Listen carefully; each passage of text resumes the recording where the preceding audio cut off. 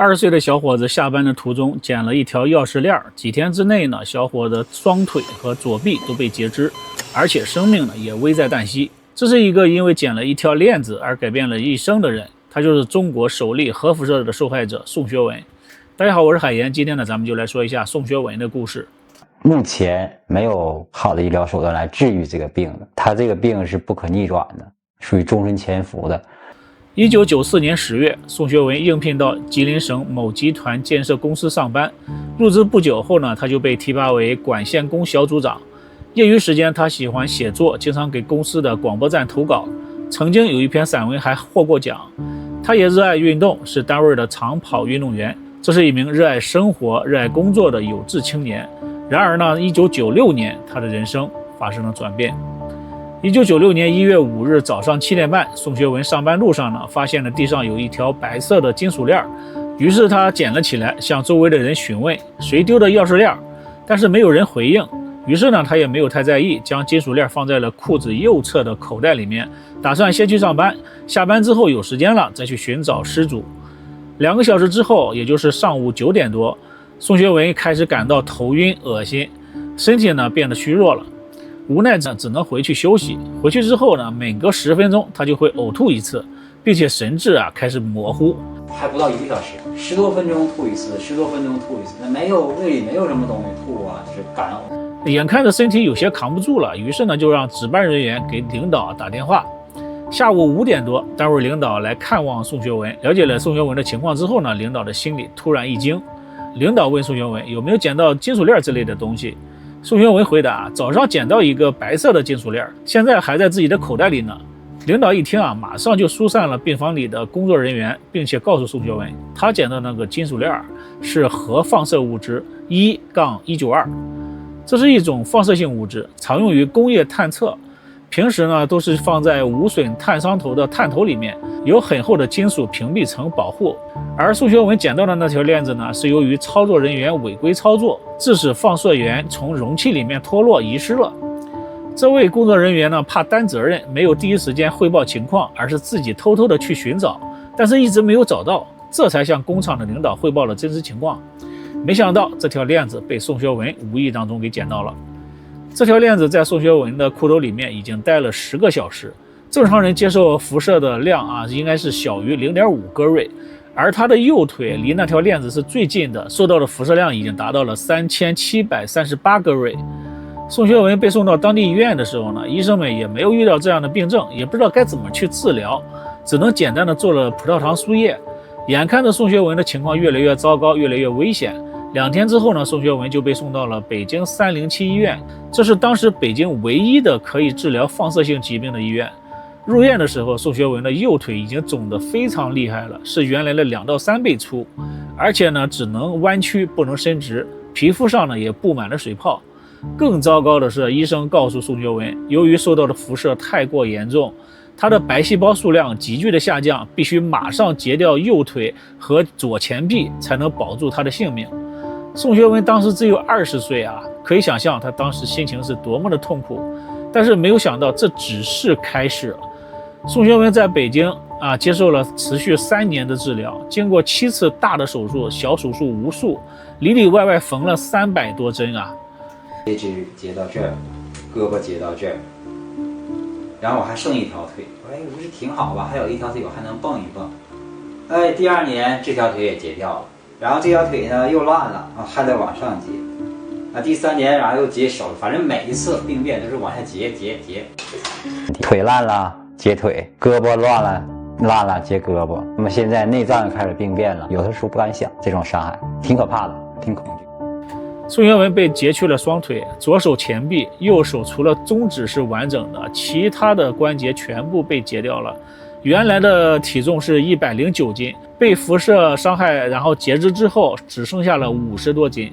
然而就算是这样了还没有结束，截肢手术之后呢，伤口非常难愈合，一直没有愈合，他受尽了痛苦。截到这儿之后就是不愈合，将近2个月了，就是流能淌水，医生想了无数办法也不行。然后他这个溃烂的地方，医生把那纱布蘸上药水之后，从这面穿到这面，蹭而且辐射对人体的伤害是持续的，以后会引起怎样的病变，医生也说不清楚，也没法判断。我去了北京，专家跟我说，这种放射性的伤害它不光损害你的肢体，所有东西它都可以引起，它都是一个诱因，下一步有可能连智商都可能会引起。从一个乐观好动的帅小伙，一下子变成了一个只有一个中指的残疾人。宋学文的心理也受到了很大的打击，每次需要出门的时候呢，都打着一个黑伞，害怕别人认出是他。后来他干脆就把自己整个关在了屋子里面，不跟任何人交流，完全封闭了自己。但是有一天，一个电话让宋学文在黑暗当中看到了一丝光亮。1998年12月24日的凌晨5点，这个时间宋学文记得非常的清楚。连续几天都不与人交流的宋学文，孤独感使他想和人交流，于是他拿起了电话，随便拨了一个电话号码。没想到呢，电话竟然打通了，一个清脆的女声在电话里面响起：“喂，你找谁？”宋学文随便找了一个理由，他说：“今天是我的生日没有人祝我生日快乐，我挺孤单的，你能跟我聊聊天吗？”女孩沉默了一会儿，然后回复说：“那我祝你生日快乐。”女孩的名字呢叫阳光，当时20岁，是医院的一名实习出纳，她就像一缕阳光一样照亮了宋学文。从那以后呢，两个人经常电话聊天。宋学文的幽默风趣深深地吸引了女孩，两个人聊文学、聊饮食、聊人生。宋学文慢慢的不再颓废，精神状态也越来越好。每天早早起床，梳洗好之后呢，就等待着女孩的电话。每次女孩打来电话，宋学文都会第一时间接起电话。女孩呢也感到奇怪，对方难道不用上班吗？有一次女孩就问他，她说：“你是不是残疾人呀？”这个问题呢就让宋学文非常的害怕，他害怕女孩嫌弃他是残疾人，以后就不再和他说话了。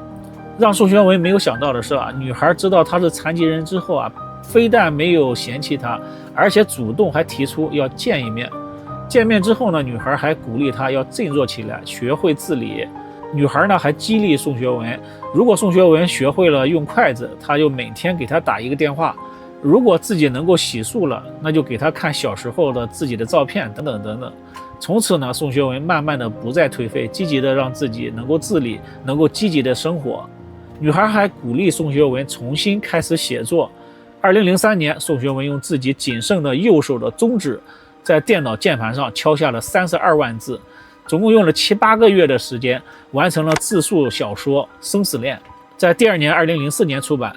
在《生死恋》里面，他是这样描述女孩阳光的，他说：“女孩的出现就像一场及时雨，不仅滋润了我空虚干枯的灵魂，而且让我即将万念俱灰的心仿佛又看到了希望。我感到了生活的美好，有了生存的希望。”一个小女孩每天要抬着轮椅，还要背着我，推我出去转转，她要承受多少社会异样的目光？她付出的这些可能要比我承受的还要多。2006年9月，宋学文和女孩阳光在老家举办了婚礼，结为了夫妻。妻子和宋学文没有结婚之前就陪着宋学文到处去维权。2000年，宋学文得到了极化集团建设公司赔偿的48万元，但是除去看病、购买假肢、打官司的钱，仅仅剩下了8000元。2008年，宋学文和妻子在老家蛟河市松江镇爱林村贷款办起了幼儿园。2011年，宋学文的自传小说《生死恋》被一位美籍华人导演看中了，将《生死恋》拍成了电影，电影的名字叫做《站起来》。宋学文呢就是电影里的男主角。好事不断，2015年妻子怀孕，并且生下了一个男孩。当初被断定没有生育能力的宋学文，幸运的当上了爸爸，而且呢，儿子的各项指标都非常的正常，没有受到辐射的影响。看着这个小生命，宋学文的心里充满了幸福感。为了给儿子创造更好的生活条件，宋学文还开了网店，在网上售卖东北大米。一般人3个小时就能完成封装好袋子宋学文呢却要忙上1天1夜才能完成。虽然赚的不多，而且非常辛苦，但是对宋学文来说呢意义重大，这说明自己是可以赚钱的，可以补贴家用。为了儿子，为了妻子，他再辛苦也不怕。但是呢，核辐射对宋学文的伤害一直都没有停止过。2017年7月，宋学文突然吐血，到北京307医院检查，查出了肝硬化、糖尿病、放射性白内障、记忆力损伤等等。医生建议他做全身的复查，但是需要5万元的费用。宋学文没有那么多钱，没有做复查，而是回到了吉林。2018年11月，宋学文带领几个人开始接一些小的工程，明知道自己的病情已经恶化，但是他依然积极的去生活。2019年4月23日，宋学文前往工地去讨薪，在路上呢突然吐血，被送到医院之后，最终抢救无效，离开了这个世界，享年43岁。回顾宋学文的一生，如果没有捡到那条链子的话，他还是一个健全健康的人，还可以陪着自己的儿子长大，看着儿子结婚，陪着自己的妻子一起老去。就在捡到那条链子的那一刻，他的人生发生了改变。宋学文是中国第一个核辐射受害者，但是在之后呢，又发生了类似的事件。2014年5月7日，南京呢又发生了放射源丢失的事件，4名工作人员违规操作，放射源丢失。之后呢，被一名车间工人王某捡到了，放在了自己的裤兜里面3个小时，带回家之后呢，又扔到了自家的后院。江苏省卫生厅发出了紧急通知，王某看到警察大规模的去排查，他非常的害怕，又将放射源呢丢到了家附近的草丛里面。还好经过搜寻，及时找到了放射源。万幸的是这次放射源已经经历了2个半衰期，距离30米以外就没有问题。王某被送到医院检查，受辐射量比较小。不过呢，后来在网上看到很多的文章说王某因为辐射治疗前后花费了300多万，最后还是留下了残疾。1987年巴西的格亚尼亚核事故呢，也是因为2个人捡了一个金属块，造成了4人死亡，11.2万人接受放射性污染检查，其中呢249人确认受到了不同程度的核污染。许多的房屋被拆除，泥土表层被清理，整个城镇都差点被毁掉了。所以呢，提醒大家，在外面不认识的东西千万不要随便的捡。好了，今天就到这里，感谢你的收看，别忘点赞，我们下期再见，拜拜。